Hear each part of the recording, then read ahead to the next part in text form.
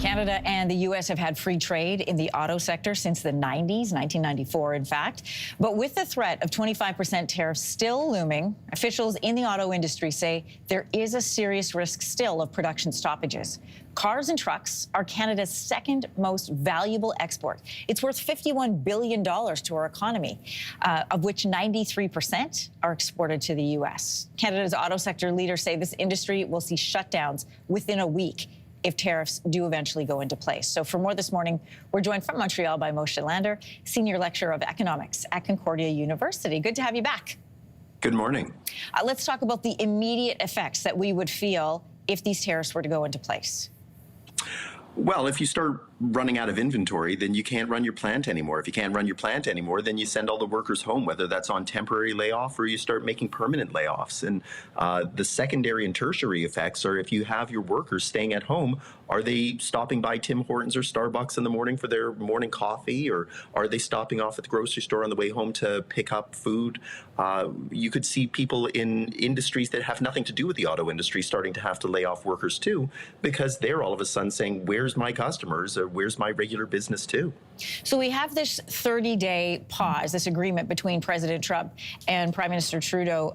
But what can Canadian auto industry leaders do right now to sort of buttress themselves against what could be coming in March?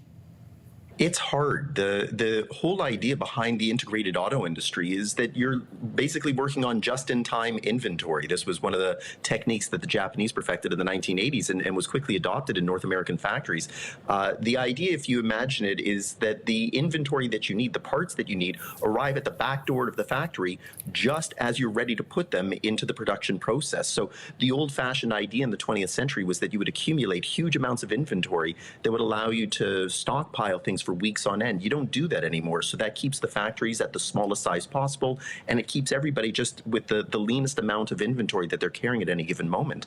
If all of a sudden you're disrupting things at the border, you're slapping 25% on here and then 25% going back the other way as retaliatory tariffs, that supply chain becomes disrupted. And we saw what that supply chain disruption did during COVID. It makes it impossible for you to be able to schedule things. You could try and stockpile things now, but modern factories are just not designed for that sort of thing. So where are you going to store these things? And at some point, you do have to send out what you're bringing in as part of that integrated channel. And if they're not prepared for that on the other side of the border, then you're still going to run yourself into the ground. You know, President Trump has repeatedly stated his priority is America first, and that he does not need Canadian automakers, that they can build those parts themselves. So U.S. auto experts point out it would take at least 5 years for America to build those kind of plants. And of course, it would be devastating to our economy. So what can Canadian automakers do to keep plants here open? So I think it's highlighting, in the same way that we highlighted the energy sector is so critical to American needs, it's highlighting that you can't have those jobs in the U.S. if you don't have those jobs in Canada. So you got 30 days to put together a slick advertising campaign, get out there and tell the Americans what exactly the auto sector in Canada means for them in the U.S.